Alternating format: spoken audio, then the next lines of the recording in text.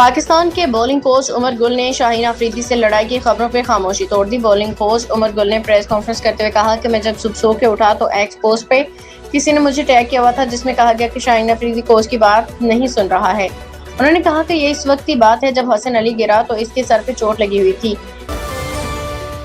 عیدی foundation کے سربراہ فیصل عیدی کے صاحبزادے سعد عیدی کو اسرائیلی فوج نے فلسطین کے لیے امدادی سامان لے جانے کے دوران درجنوں دیگر عالمی کارکنان کے ساتھ حراست میں لے لیا۔ تفصیلات کے مطابق سعد عیدی گلوبل سموتھ فلاٹ اعلیٰ بین الاقوامی امدادی مشن کا حصہ ہے جو غزہ کے محصور مسلمانوں تک انسانی ہمدردی کی بنیاد پہ امداد پہنچانے کی کوشش کر رہا ہے۔ وزیر دفاع خواجہ آصف کا کہنا ہے کہ افغانستان میں جن ٹھکانوں سے حملے ہوں گے اس کا جواب دیں گے۔ پارلیمنٹ ہاؤس کے باہر میڈیا سے گفتگو کرتے ہوئے وزیر دفاع خواجہ آصف نے کہا کہ افغانستان میں جہاں سے حملے ہو رہے ہیں ہمارا حق بنتا ہے کہ اس کا جواب دیں گے۔ انہوں نے کہا کہ افغان طالبان ہندوستان کے ہاتھ میں کھیل رہی ہیں۔ طالبان کو ہدایت دہلی سے آتی ہے۔